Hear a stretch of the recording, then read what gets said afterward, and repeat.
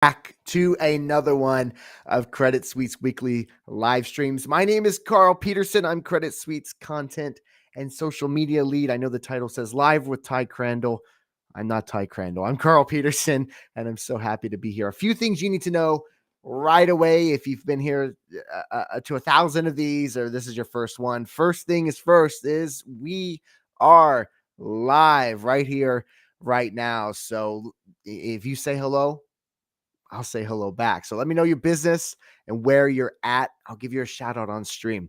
The second thing that you need to know is that we are joined by the one and only Alfredo in the virtual studio. You can't see him, but he's hard at work, making sure to keep up with chat and also dropping any kind of relevant links or QR codes on the screen for you to scan throughout our time here together. So those are the basic ground rules. I say we just dive in. So finding the right business lender, if you've done this journey, if you just started to research, if you're just starting to get denied or approved or whatever it may be, then you can definitely vouch that it may feel like an impossible task, right? It does sometimes. So in this stream, we're going to be discussing a few very important things to keep in mind on your own journey. So even if some may seem super obvious, it's important that you walk away from this not just dismissing it or anything like that, because no matter how big or how small it may seem on the surface, it definitely does play a factor in not only getting funded, but getting funded with the right person. So with all that being said, I say we start at the very beginning. So first things first, you need to understand your actual needs, right? How much funding do you need? And more importantly, are you sure about that? It's easy to accidentally ballpark a number that's too low, or equally easy to ballpark a number that's way too high. So you need to have a very clear understanding into how much you need. And more importantly, be confident in that. Is your bookkeeping up to date? And how many times did you refer to it when landing on this number? What's the market currently? And what's the honest market projection in the next year's time? Do you have exact quotes or relationships with suppliers and vendors to accurately price what you need?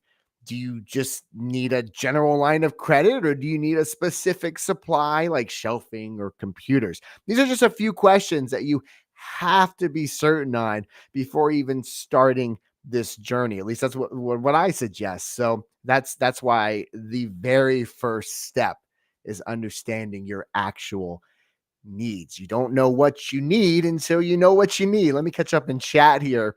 Thomas Letford is in chat, coming over from YouTube. Incorporated 7 vendor accounts, waiting for profile and score and premier partner with Credit Suite.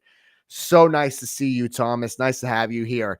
I just went to the bank to set up an appointment for business funding for expanding. Congratulations. That is a massive, massive step. Nice job, Chanel. That's a huge step. Nice to see you guys here. And if you're just coming in, this is a live broadcast. So if you drop your name, the name of your business and where you're at, I'll make sure to say hello and give you a shout out on stream. Nice to see everybody here so far, though. So next, you need to research actual lenders. There is a lot of things you need to consider before making that first interaction. You have traditional banks, you have online lenders, you have credit unions, angel investors, crowdfunding. I could just go on all day long. The good news is, though, this may seem overwhelming on the surface, but don't forget that all of these options mean that you have lots of options available. So you need to research their criteria, their interest rates, the repayment terms, and also make sure you're going above and beyond. You could actually, actually look into the application process.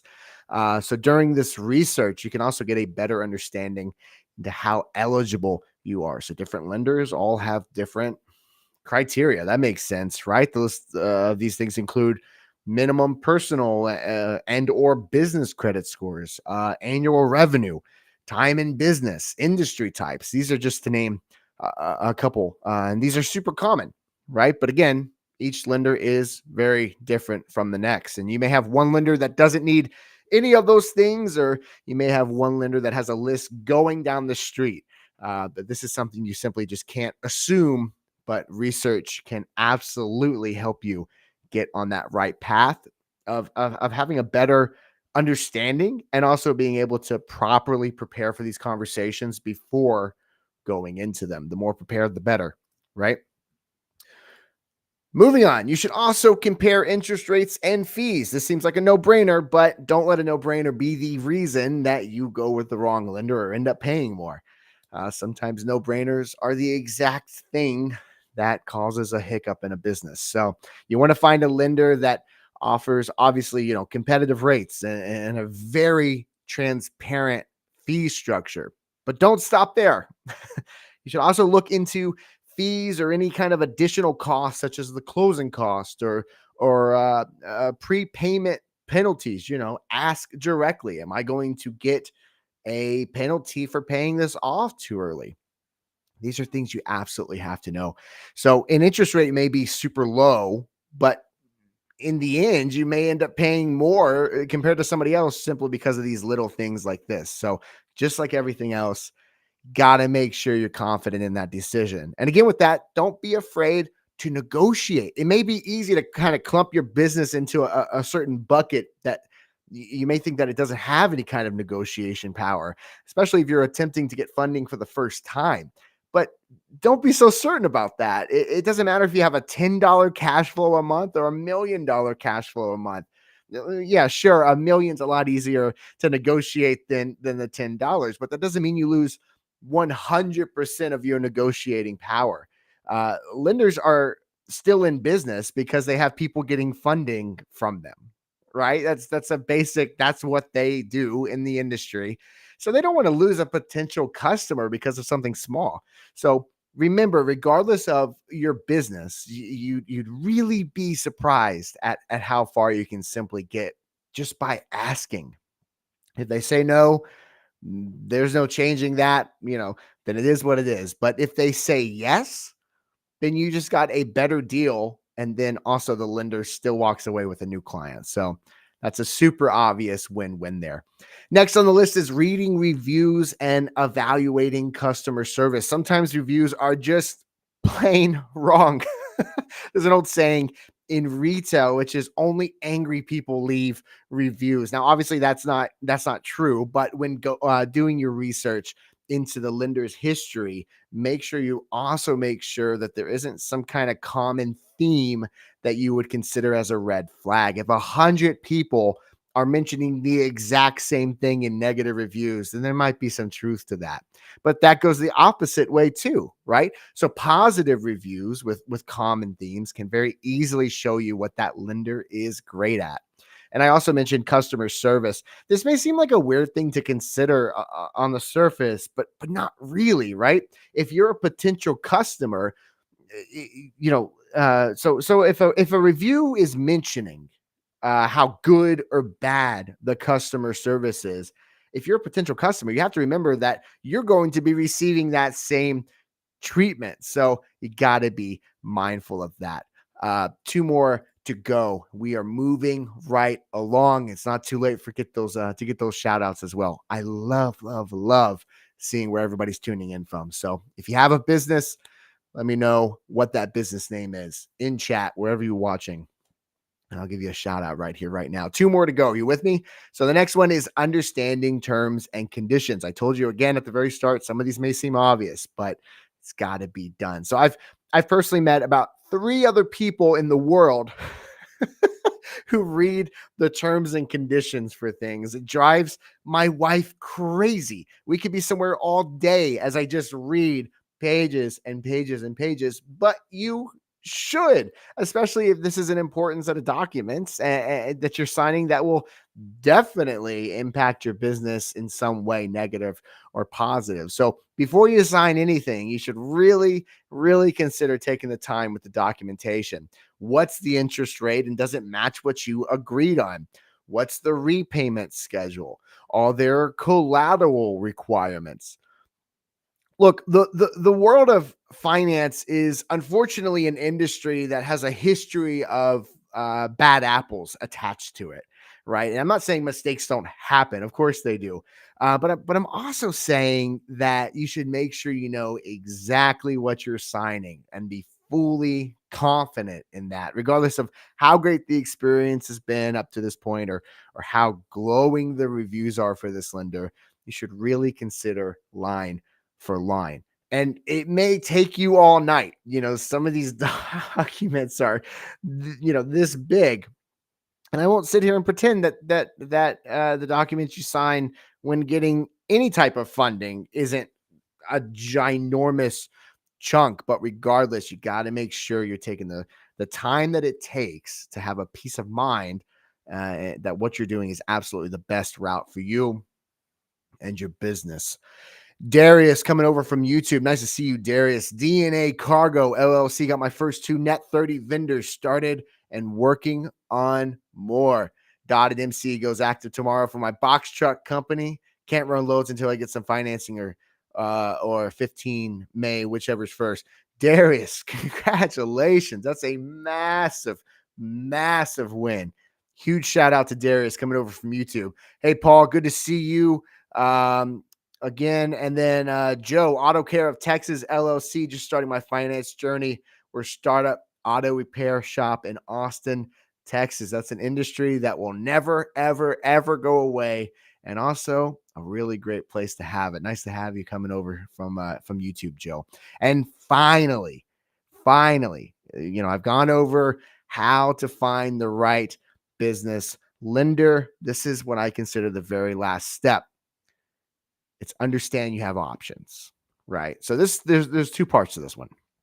The first part is understanding you have options in diversifying the lines of credit, right? The second part of understanding is knowing if one type of lender keeps rejecting you, it's not just a dead end. It's not, oh, I can't fund my business. No, it's like the opposite, actually. And I saved the best for last, in my opinion. I consider this the best because I know how easy it is to be defeated or to feel cornered if you just can't get wins for whatever reason, if it's just not happening for you. You want your business to succeed. You want to succeed. You being denied funding or being met with unpredictable fees or whatever the case may be is definitely defeating, but it absolutely doesn't need to be. So to prove that you definitely have options and not just a handful, you have many options. I want you to know about one of Credit Suite's guides. It's one of my personal favorites. It's 27 ways to secure funding. Alfredo, let's get that QR code up. Let's get the link in chat. You guys have to know about this. So this is 100% free, no hidden nothing, and it can be delivered into your email inbox in literally just the next few minutes from this very second. So make sure you scan that QR code right next to my face if you're on a computer, or a link will be dropping in chat in just a second, or you can just directly go to creditsuite.com/27, the number 27. And this highlights 27 different ways that you could get funding. And I think it's extremely beneficial for you to have for a very clear understanding of what's out there for you. And then on top of that, understanding that 1 or 2 or 3, 4, 5, 6, 7, 8 different types of lenders saying no doesn't mean that you're not getting funded. It just means you haven't found that right lender yet. So, Chanel, yes, please let me know. I'm in the beauty business. Absolutely. Chanel, you got to click that link then or scan that QR code. That will get you in the right place. So with all that said, I hope you all have a wonderful and successful rest of your week. I mean that. As soon as this live ends, whatever platform you're watching on, you can go back, watch the entire thing, click through, watch whatever you want to, if you want to recap on a certain section. But the internet's a really big place. I don't know if you know this or not, but the internet is a massive place. So you got to make sure that you like or subscribe on whatever channel that you're watching on right now. We'll see you again on Tuesday, same place, same time for our next live training. And a very special thank you to Alfredo for always doing such an incredible job behind the scenes for hundreds of these live streams. We'll catch you all early next week. Thank you for tuning in.